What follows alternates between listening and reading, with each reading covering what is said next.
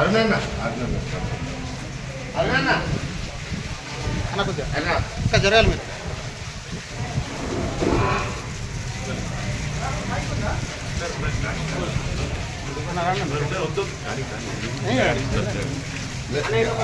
ఇదండి మనము మరి ఇప్పుడు పైన ఇంటర్వ్యూ చేసినాం కదా అన్న జక్కుల సంజయ్ కుమార్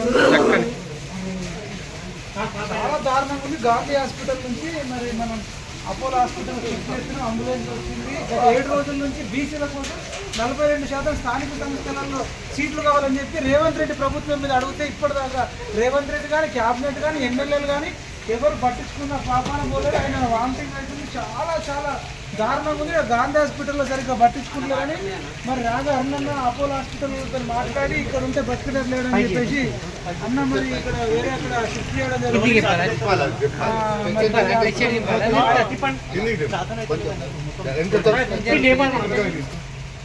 అడ్వకేట్ వంశీకృష్ణ వాళ్ళు రాజన్న కిందికి మొత్తానికి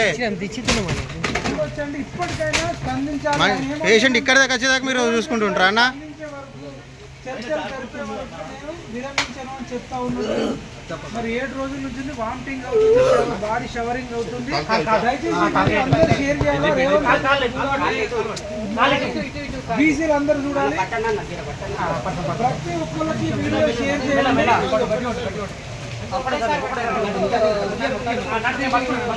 చూడొచ్చండి, చాలా దారుణంగా ఉంది. ఆయన చేసేది బీసీల కోసం స్థానిక సంస్థలు రిజర్వేషన్ ఏదైతే కామారెడ్డి డిక్లరేషన్ అప్పుడు పెట్టినో అది అమలు పరిచేదాకా నా ప్రాణం పోయిన ధర నేను దీక్ష చేస్తాను, నేను మంచినీళ్ళు తీసుకోను, అన్నం కూడా వినని చెప్పేసి చేస్తా ఉన్నాడు. ఇదంతా దారుణంగా ఉంది.